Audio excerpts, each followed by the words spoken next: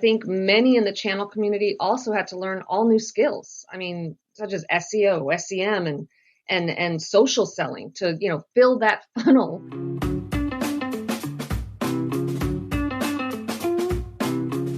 Hello, welcome, and thank you for tuning into Channel Voices, the podcast for future channel leaders, where we learn the ins and outs of partner ecosystems through casual conversations with channel professionals from a variety of industries, partner types, and geographies. My name is Maciek, and I'm your host. Today, I have the pleasure to speak with the Vice President Global Channel Partnerships at Everbridge. She has worked in the channel for over 5 years and will dive into her experience of launching new channel during the COVID-19 pandemic. Jasmina Mueller, welcome to Channel Voices.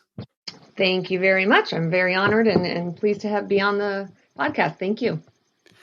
Jasmina, in 2020, you have actually launched channel at Everbridge. Before we go into the topic and what that experience was like during the pandemic, maybe we could start with you telling us what are the most important components to consider when launching a channel. Well, it's interesting you say that, especially during a pandemic, launching a whole new channel. So, as Vice President of Channel Partnerships for Everbridge, I lead our efforts basically to build a world-class channel program and help our partners and end users gain resilience and thrive, especially now as they prepare for the new normal in the post-pandemic world. So, when launching our channel program last year, we literally found it essential to work closely together with those partners to drive that successful outcome.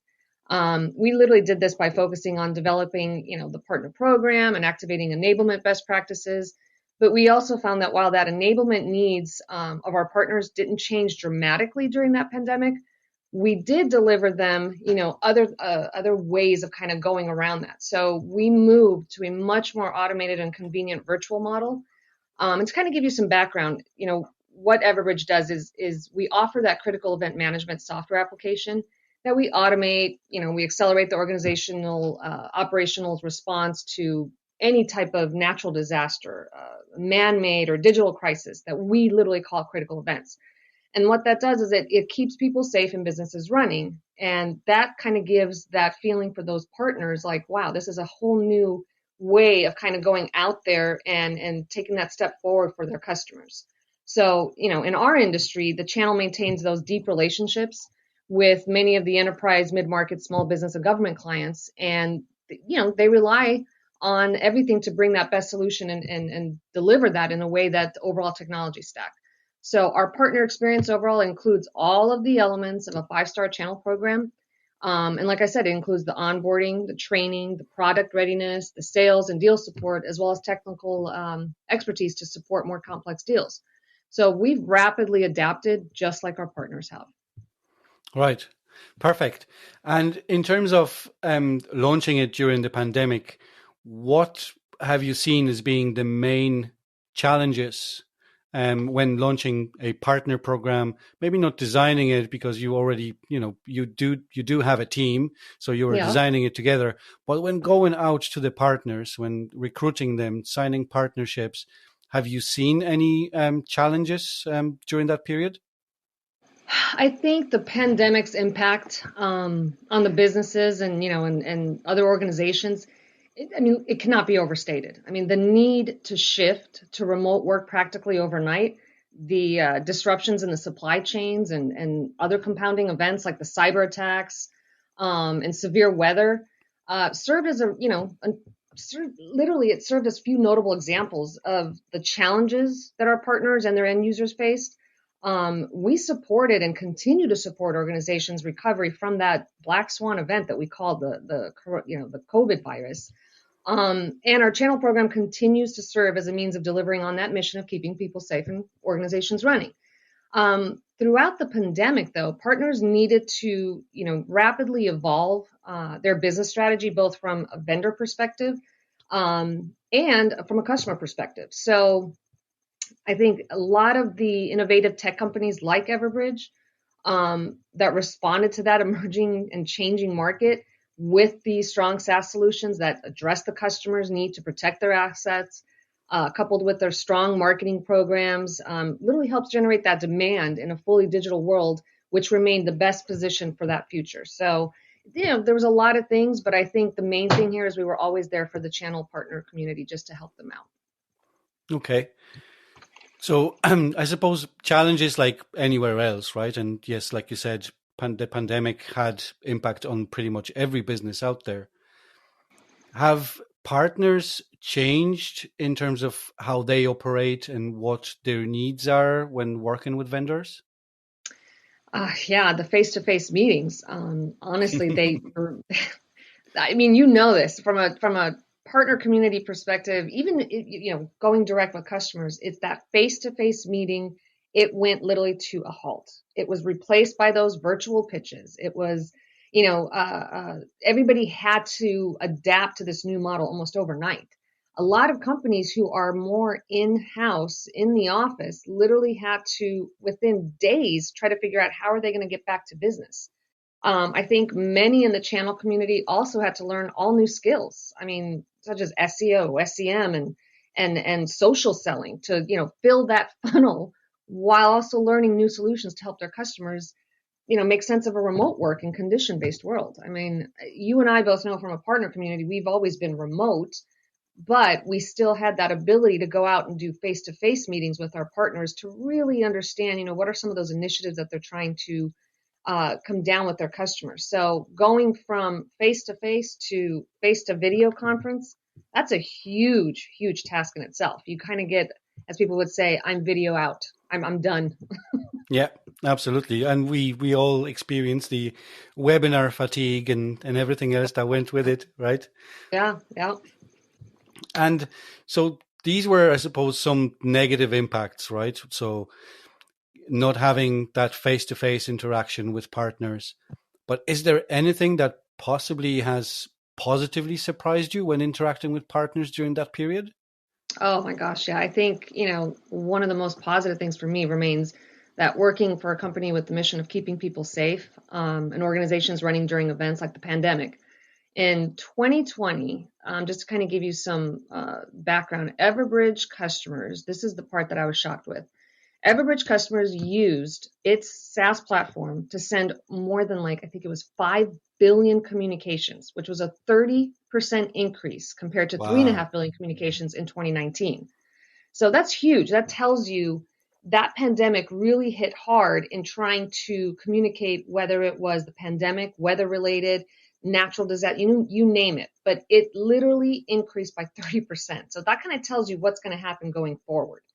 On a personal note, I've also noticed that some of the changes driven by this pandemic freed up time for people to be there with their families. I think after being home for a year, and I mean being home because I used to travel on a weekly basis, you get to learn more about your family. Now, a lot of people are probably going to laugh and go, oh my gosh, yeah, positive and negative. I think from a positive perspective, so honestly, I've got two teenagers. One is a 19-year-old boy who started college, who was supposed to go to Michigan State. COVID happened. He has to go local. And then my daughter, who's about to be 16, who I've seen in this past year grow into such a young, mature, talented little girl that I still consider my little girl. But it's amazing just to see some of that change that you couldn't see while traveling. So I think, you know, most of all, the pandemic served as a catalyst, for more boards like C-level executives to recognize the importance of this critical event management that happened, specifically around the pandemic, and the benefits that we at Everbridge offer, to help those organizations build businesses, their resiliency, and protect revenues from various threats. So, personal and business, there was quite a few positives from there. Perfect. That's very good. And like you said, yes, that extra time to that you had to hand to spend with your family. Oh yeah, That obviously positives I think that everybody recognizes. Obviously, there are some negatives to it as well, yeah. right? Hmm. I mean, so much time together, it can Oh my gosh, spark yeah. some conflicts as well. Oh yeah, However, especially with however, dogs. right. And so from that experience, so going through designing and launching the partner program, launching the full channel, signing new partners, onboarding them, what were the kind of key takeaways that you believe are will be applicable in the post-pandemic world? I honestly, there's so many things I think of when it comes to that. It's, the one main lesson I think to consider in applying is it remains that the agile change work environment that we enhanced and embraced and found a way to work in. For example, prior to the pandemic, most firms did not think that they could let employees work from home and still have a positive customer experience. Now, remote work is the norm. I mean, you think about that. I've been looking on LinkedIn. So many companies now, large companies like Google, Amazon, all of those are literally sitting there saying they're going to start letting people work from home because they've seen that they can still do the same job in most cases with some of the individuals. But you think about the lessons and what they mean for the future, of work and business resiliency. I would encourage people uh, uh, in the next, I think it's in the next month, to come and join and listen to our upcoming Everbridge COVID-19 Road to Recovery. It's a virtual symposium that's going to occur on May 26th and 27th. The big thing here is because our past few symposium, we've had some pretty interesting, keynotes. And I can actually say in this feature keynote address, we're going to have the 42nd President of the United States, Bill Clinton, and Chairman and Editor-in-Chief of Forbes Media, Steve Forbes. And it's going to include literally presentations from other world leaders, health experts, C-suite executives from different industries and geography. So it kind of gives you an idea of what we're also kind of taking a look at post-pandemic, and how we're going to go ahead and get to that new norm, which is working from home, hybrid office. So, for anybody that wants to get more information, they know where to find me on LinkedIn, and I can send them all the registration for that. Perfect. We'll also include a link to your LinkedIn profile in the show notes so people can Perfect. just scroll down and click on it and it'll take them directly to your page. Great. Excellent. So, how many partners do you have within your ecosystem today? Oh my gosh, they could probably find all of that on our website. We have quite a few. I mean, we have, like, I run the channel organization. And when I say that, I run the traditional, where it's the master agencies and the distribution model that we're adding this year. And then we've got on my peer side, on the alliances side, we've got, gosh, hundreds of different types of partners, anything depending on, security or travel industry, things of that nature that we go ahead and partner together. So they can find a lot of that information on our website at Right. everbridge.com. Yep. Perfect. Excellent. And in terms of your partner program and how you set this up, obviously with so many different partners and each type of partner, I suppose, having different needs and work differently, go after different verticals, different types of customers. How has that shaped the actual channel program?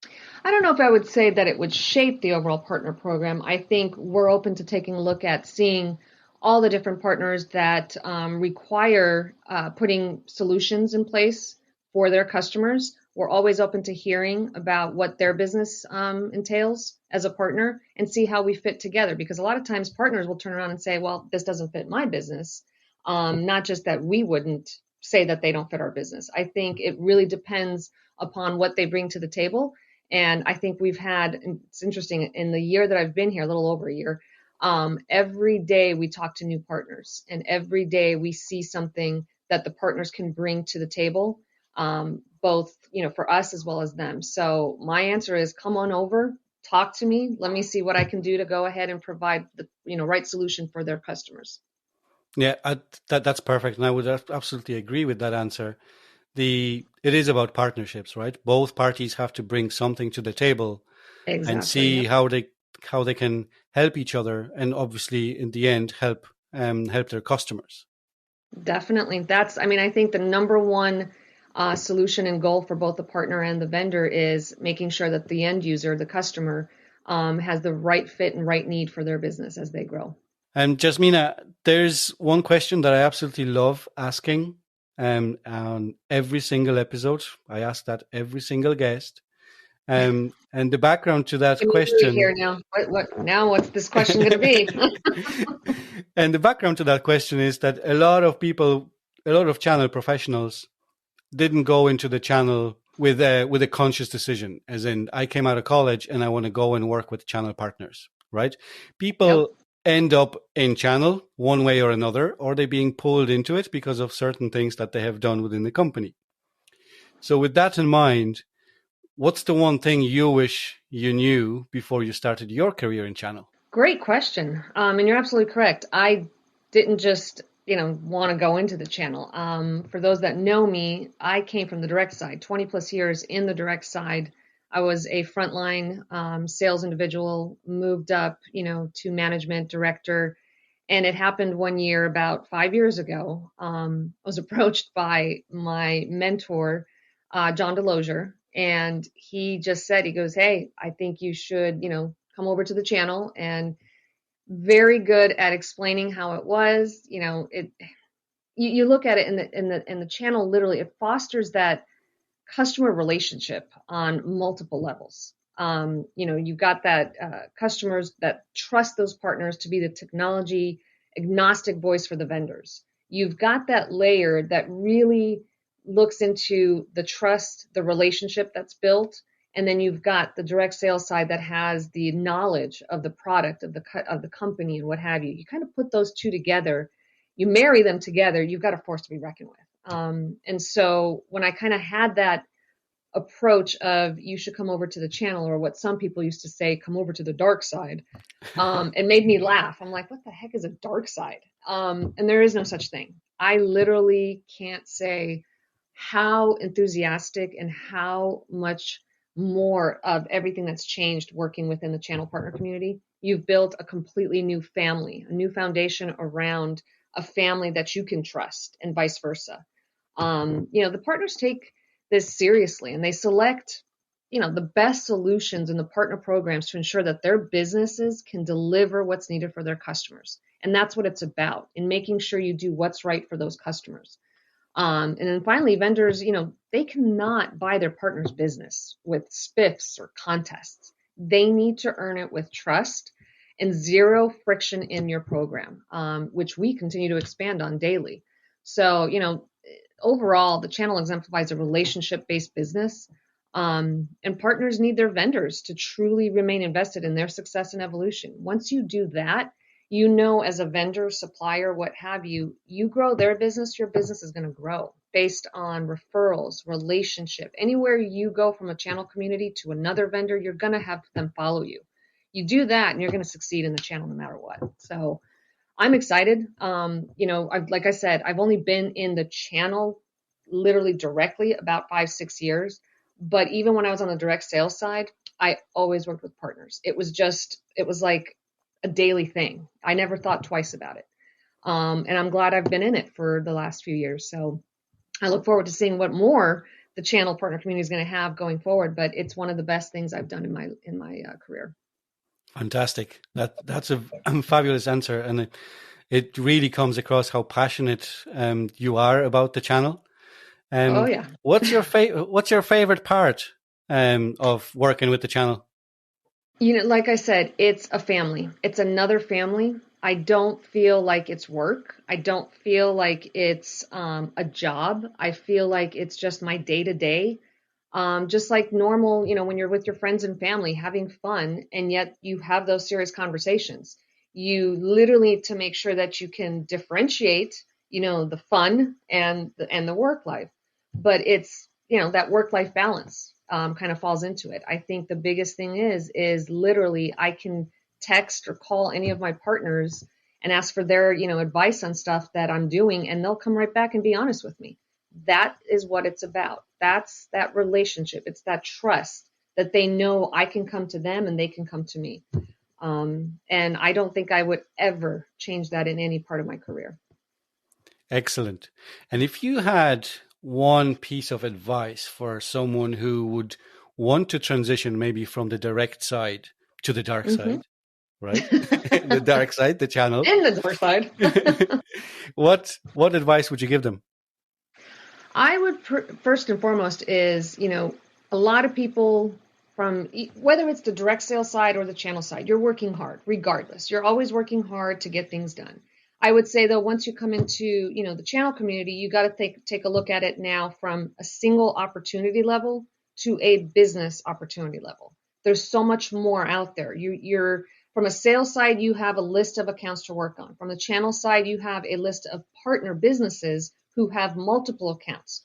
So your first and foremost is, are you ready to step into a broader range of management, from a channel partner community basis?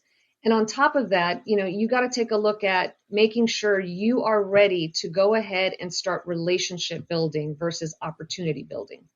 That's the first and foremost. If you can't build a relationship to understand what your partner's initiatives are before you get into the opportunity, you won't make it. I say that upfront and honestly, because you need to understand what they do as a business, how they differentiate themselves amongst their pack, and what do they need to do to go ahead and grow their business within their clientele list that they have. As you start to build that trust and relationship with those partners, I can tell you right then and there, you'll start to understand and be the extension of that partner's business. They won't see you as just a supplier. They'll see you as an advocate. They'll see you as a friend. And oh, by the way, maybe even you'll understand to see what their family's like. I mean, that's the big thing. Like I said, it's a family. You know about them. You'll eventually meet their, family, their kids, their dogs, their cats, you name it. But it's literally, you've got to have that mindset of taking it baby steps. Don't think you're going to start seeing opportunities right away. You're going to have to start to build that relationship, that core trust, to really understand how they work as a business. Fantastic. Thank you very much. That was a fabulous answer. And I can absolutely hear that you recommend people to go over and try themselves in channel, working with partners. But it does take maybe not necessarily a personality, but a set of skills when it comes to developing relationships, right?